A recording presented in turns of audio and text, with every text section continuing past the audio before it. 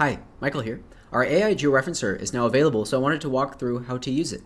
First, in order to get it, you have to go to Plugins, Manage and Install Plugins, and search Bunting. Or if you already have the plugin, update it to its latest version.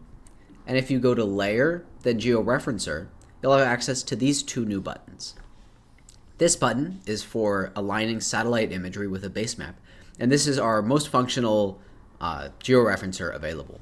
You also will have access to this, our experimental full AI georeferencer, which allows you to line up base maps with more complex maps. So if you have a geologic map or something like that, it can read through it and find features that a human would georeference. So if it has street names or rivers, building outlines, coordinates, anything like that, anything a human would use to georeference it, it will read through it and try to align it. But for the purposes of this video, I'll just be showing the AI satellite alignment. In order to run it, open up whatever image you would like to georeference and make sure that it is north aligned. And then zoom your QGIS into the same general area. So for this, it's North Island in San Diego.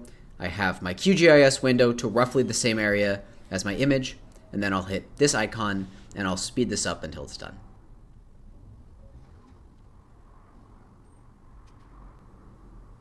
And here you can see that our AI placed ground control points. Because we place ground control points rather than just create a geotiff, you're able to move them, edit them, add whatever you need to do to change the accuracy as you wish. Let me run it just to see how it performed. And here you can see that it georeferenced very accurately. Let me make it some semi-transparent.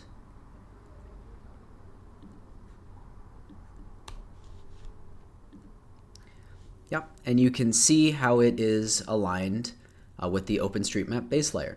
If you want to try this out, again, either update your AI vectorizer plugin or install it in the plugins window and give it a try. If you have any questions about it, please reach out Michael at Bunting Labs, or on our website, you can set up a call. Thank you.